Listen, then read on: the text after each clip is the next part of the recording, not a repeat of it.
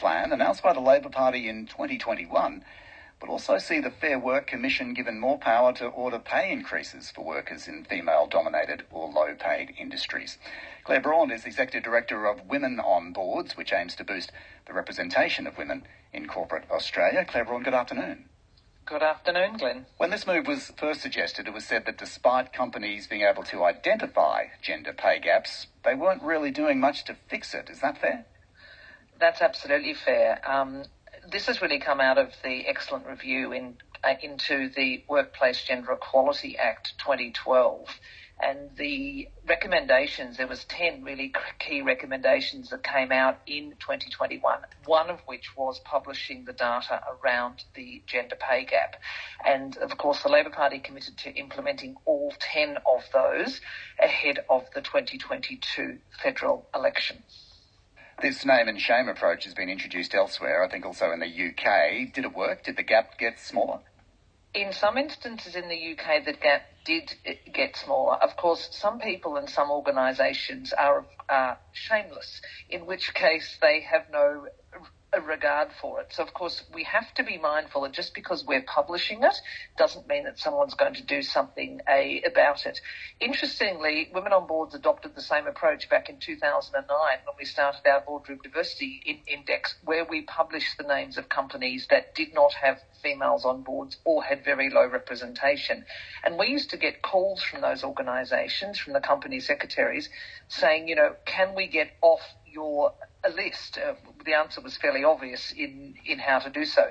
This issue is more complex, but I think what it really does is give particularly graduates going into the workforce, it gives people changing jobs, it gives them the opportunity to look at the WGEA data, Australia's most magnificent gendered data set. It's probably the best in the world. It gives them the chance to look at that and say, I'm not going to ABC company because they pay women significantly less than they pay men, and I can't see career progression there. But I will go to company XYZ because I can see that whilst they have a small gender pay gap, that is declining over time, and they're doing something about this. So my prospects as a female engineer, banker, lawyer, whatever, will be better at this organisation. So it's going to become a bit of a talent war. Indeed, away from the shame, it might have cost them some real good recruits. Is it the case that some big employers here are now perhaps rushing through some pay rises to women to avoid being on the bad list next year?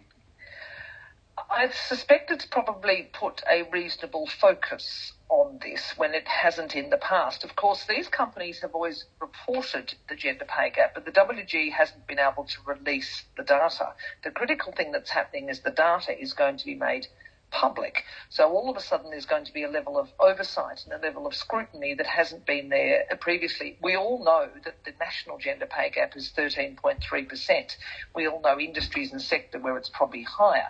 But when you get it down to individualised company level, that's when you can start to have some traction in creating programs and putting pressure on organisations to make that change. And I suspect, much as they did with the issue around women on boards, is they're going to start to try and get ahead of that, so they perhaps ward off any undue criticism if they are seen to be getting on top of this, particularly where there's been an entrenched pay gap for a long period of time and when nothing has happened. And that's really where the WGEA, I suppose, has exposed that we've known about the gender pay gap, we've known about it for 10 years, and it hasn't been fixed. So that's one area. But I think the other thing that's really interesting is that the reason women have a huge gender pay gap is because, of course, superannuation balances for women are particularly low. Women in Australia retire on a lot less than men.